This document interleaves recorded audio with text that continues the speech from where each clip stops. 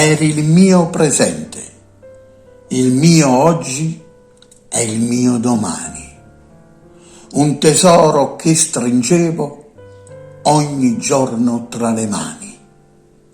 Eri la mia speranza, la mia vita e il mio sorriso. Poi all'improvviso diventasti un angelo in paradiso. Ti ho voluto tanto bene che non puoi immaginare. Eri l'unica persona che non mi doveva mai lasciare. Adesso che sono solo, ci proverò, cercherò di reagire, ma non potrò dimenticare quella tua voglia meravigliosa di vivere, sorridere ed amare. Ogni giorno il tuo ricordo mi fa camminare, continuare a vivere, mangiare e respirare, ma mi fa versare lacrime che fanno tanto male. Lacrime amare come l'acqua del mare. Eri una carezza, un brivido e dolcezza, una cosa meravigliosa, lodevole e preziosa.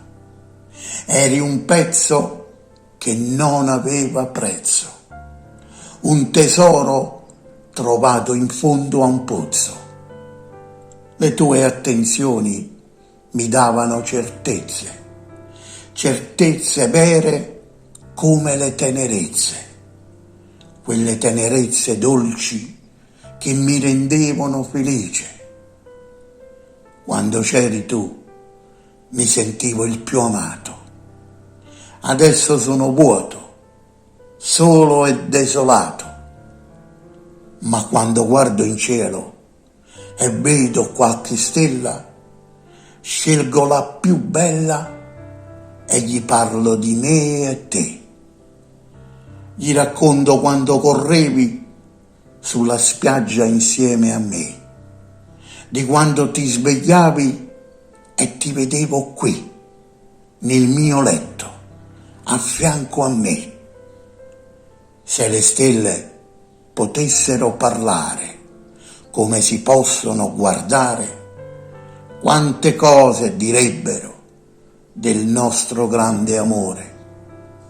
Ma oltre alle stelle c'è una cosa più bella, una cosa più grande.